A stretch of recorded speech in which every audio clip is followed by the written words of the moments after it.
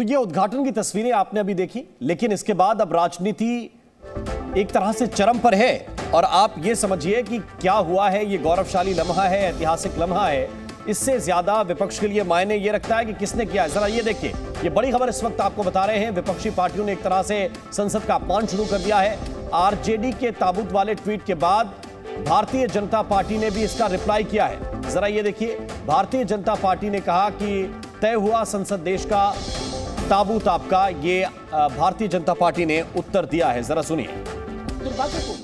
मैंने कहा ना, आज ताबूत से कर रहे हैं ये। क्या पहली वाली पार्लियामेंट को शून्य से जीरो से किया था क्या? पहले भी तो हम जीरो में बैठे हुए थे। तो ऐसी दुर्भावना तरीके की बातें पहली बार ऐसा दिखाई दे रहा है और बल्कि मानसिकता इनकी खत्म हो चुकी है, खराब हो चुकी है। खाली मोदी 2024 में भारी भरकम बहुमत से आ रहे हैं, ये उसी का विरोध है और कोई विरोध नहीं है। सिर्फ यही नहीं, आम आदमी पार्टी एक शहंशाह ने ताजमहल में मुमताज को दफनाया था और पूरी दुनिया देखने आई थी। आज एक शहंशाह ने संविधान दफना दिया और लोग तो देखने आए। सिंह जो एम्ब्लेम था, नेशनल एम्ब्लेम, वो जब लगाया गया उस समय इन्होंने विरोध किया, शिलान्यास का विरोध किया। तो केवल इनको घृणा है, द्वेष है नरेंद्र मोदी से। लेकिन ये कलंक का दिन कह रहे हैं, क्या आप मानते हैं ऐसा? मैंने कहा कि तुलना कर रहे हैं, वही कहने कि इनके एक सहयोगी कॉफिन से तुलना कर रहे हैं, इनके एक सहयोगी करें कलंक का दिन। इसमें क्या कलंक है? मुझे बताएं ना, समझाएं ना, इसमें क्या कलंक है? क्या देश के प्रधानमंत्री को अधिकार नहीं? और क्यों नीतीश जी ने बिहार विधानसभा का जो नया भवन बना उसका उद्घाटन क्यों किया उन्होंने? क्यों उन्होंने शिलान्यास किया? और बता दें, नीतीश कुमार की 17 साल में बिहार में एक भी भवन का उद्घाटन और शिलान्यास अगर उन्होंने राज्यपाल से कराया हो, आपको मौका मिला तो आपने खुद किया। और आज देश का प्रधानमंत्री, जिसको दूसरी बार देश की जनता ने जनादेश दिया है, वो जब उसका उद्घाटन कर रहे हैं तो आपको इतनी जलन हो रही, इतनी ईर्ष्या हो रही है। संसद भवन विमर्श का जगह है, लोकतंत्र का बड़ा मंदिर है और जिस तरह से इसकी ताबूतीकरण की जा रही है, यह चिंता का विषय है। और मैंने पहले कहा कि संविधान का अनुच्छेद 79 कहता है कि सर्वे सर्वा संसद के राष्ट्रपति होते हैं। तो राष्ट्रपति का इस कार्यक्रम में मौजूद नहीं होना एक सवाल खड़ा करता है। आप संविधान का, परंपराओं का, दोनों को आपने दरकिनार किया, तिलांजलि दी। तो संवाद की जगह को आप राजनीति का एक अलग आप थोपना चाहेंगे। नाकामी देखनी है तो उसके मौके और भी आते रहेंगे। आज के इस अवसर पर जब 140 करोड़ जनता के भावनाओं का प्रतीक लोकतंत्र का यह मंदिर नया स्वरूप ले रहा है, तो मुझे लगता है आज इस प्रकार के बयानों से बचना चाहिए।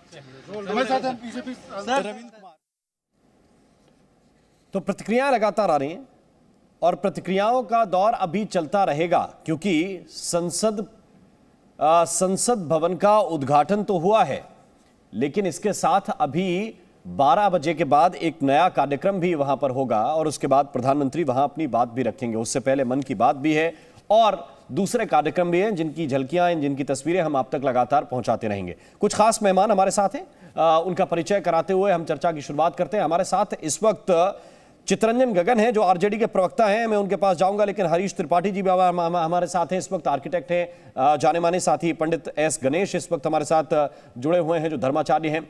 बहुत बहुत स्वागत आप सभी का। लेकिन चितरंजन गगन जी, आपको भारत की संसद में ताबूत परिलक्षित होता है, इस तरह सम्मान करेंगे देश के गौरव के प्रतीक का आप? इस शर्मा जी, आज देश के गौरव को दफना दिया गया है इस नए पार्लियामेंट के नाम पर। आज के संविधान को दफना दिया गया है और लोकतंत्र को दफना दिया गया है। यह मैं नहीं कह रहा हूं, अभी आपके रिपोर्टर जैन मुनि का और वहां साउथ से जो आए हैं संत, उनका इंटरव्यू सुना रहे थे। उन लोगों ने क्या कहा? साउथ के संत ने तो स्पष्ट रूप से कहा कि जिस ढंग से ब्रिटिश एम्परर को जो है सो शासनारूढ़ किया जाता है, राज्याभिषेक किया जाता है, वही राज्याभिषेक हुआ। जैन मुनि ने भी वही कहा। तो आप लोकतंत्र को दफना रहे हैं, आप भारतीय संविधान को दफना रहे हैं। तो आपके लिए आज से संसद ताबूत हो गई जी? आपके लिए आज से संसद ताबूत हो गई? नहीं भाई, आपका व्यक्ति से विरोध है कि इमारत से विरोध है? आप संसद की तस्वीर डालकर ये बता रहे हैं कि ये ताबूत है, क्या है ये? शर्मा जी, नहीं, आप ये बताइए, आपका व्यक्ति से विरोध है, विचारधारा से विरोध है, प्रधानमंत्री से विरोध है, लोकतंत्र में सब चलता है, लेकिन देश की सबसे गौरवशाली इमारत। शर्मा जी जवाब भी सुनिएगा। नहीं, जवाब मैंने सुना ना आपका। आपने कहा कि संविधान को दफना दिया गया, आपने कहा सबको ताबूत में डाल दिया गया, लेकिन मुझे आप बताइए, आपका विचारधारा से विरोध है कि देश की इमारत से विरोध है? नहीं, आपने जवाब सुना नहीं। आप लोकतंत्र को दफना रहे हैं और गौरव की बात करते हैं। 140 करोड़ जनता के भावनाओं को दफना रहे हैं, उन शहीदों के अरमानों को आप दफना रहे हैं, आप संविधान को दफना रहे हैं। यह देश संविधान से संविधान कहां दफन हो गया? मैं तो आपसे ये पूछ रहा हूं कि आपका इमारत से विरोध है कि विचारधारा से विरोध है? राजशाही व्यवस्था नहीं है। और अगर आपको ये लोकतांत्रिक विरोध जताना था तो प्रधानमंत्री की तस्वीर के साथ लिखते जो आपका मन है। आप देश की संसद की तस्वीर लगाकर बगल में ताबूत की तस्वीर लगा रहे हैं और आप कह रहे हैं कि आपकी बात को सुना जाए। कि संविधान को आप दफनाइएगा, लोकतंत्र को दफनाइएगा और कहिएगा कि मैं जय जय। कौन गड्ढा खोदने गया था? तेजस्वी यादव कि आप संविधान को दफनाने? अगर एक पुरानी सनातन परंपरा का राजदंड स्थापित हुआ है, सिंबल स्थापित हुआ है, इतनी तकलीफ किस लिए हो रही है? नहीं, यह बताइए, इससे पहले क्या संसद में धार्मिक प्रतीक नहीं लगे हैं क्या? इससे पहले कॉन्स्टिट्यूशन में भगवान राम की तस्वीर नहीं लगी है क्या? इससे पहले कॉन्स्टिट्यूशन में भगवान राम की तस्वीर नहीं लगी है क्या? एक नंदी जिस पर विराजित है वो सिंबल स्थापित हो गया तो आपको लग रहा है कि संविधान दफन हो गया?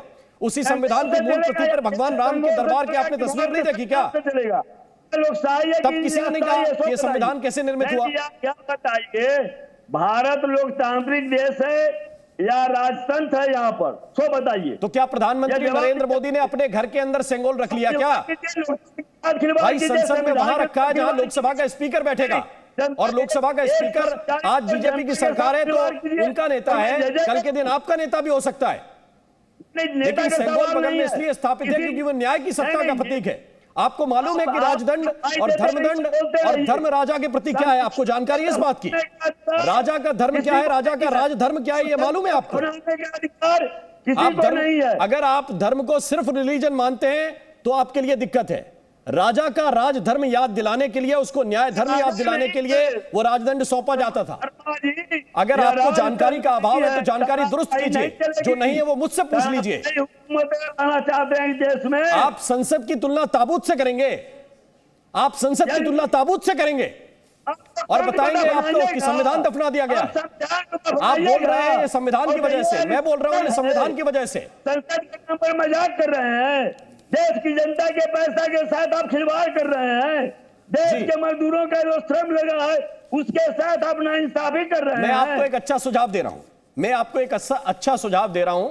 आपको जिसकी आलोचना करनी है आप उसके लिए स्वतंत्र हैं, ये संविधान के मूल्य हैं और संविधान आपको ताकत देता है। लेकिन एक बात ध्यान रखिए कि देश के गौरव के प्रतीकों के साथ इस तरह का अपमान करना आरजेडी के लिए ठीक नहीं है।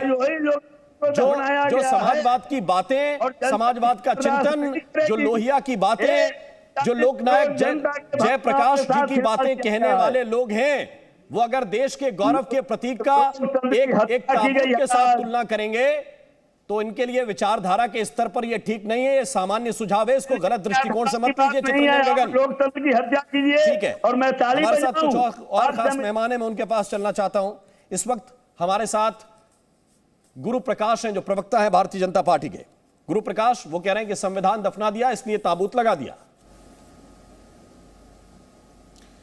देखिए, आपको और पैनल में उपस्थित सभी साथियों को हमारा नमस्कार। हम बिहार से लाइव हुए हैं और बिहार लोकतंत्र की जननी है। पहली बार जब देश में आपातकाल लगाया गया, एकमात्र बार, तो बिहार से ही आवाज़ उठी थी और एक बिहारी होने के नाते आज हम शर्मसार हैं।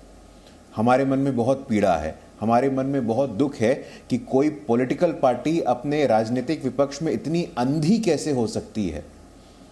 इतनी अंधी कोई पॉलिटिकल पार्टी कैसे हो सकती है जब देश के 140 करोड़ लोगों का प्रतिनिधित्व करता हुआ एक स्मारक बन रहा है। लोकतंत्र को मंदिर कहा जाता है, मंदिर कहा जाता है लोकतंत्र को। वहां 140 करोड़ लोगों की भावनाओं पे चर्चा होती है और इस 140 अब आप लोकतंत्र की बात, अब जरा सुनिए, मैं बीच में नहीं बोल रहा था, मैं बीच में नहीं बोल रहा था। आज का दिन ऐसा नहीं कि हम बीच में बोलेंगे। बोलेंगे तो मुझे ऑब्जेक्शन करना पड़ेगा। राम जी, मैं बीच में नहीं बोल रहा था, मैं बीच में नहीं बोल रहा था साहब। जहां पे आप सुनने का प्राण प्रतिष्ठा जैसी देखिए, आपको लगता है कि आप मेरे ऊपर आप ताबूत लगा रहे, कम से कम बात तो सुन लीजिए, बात तो सुन लीजिए। नहीं राम मोहन जी, आज प्रकाश जी की बात सुन लीजिए, गगन जी जरा सुनिए।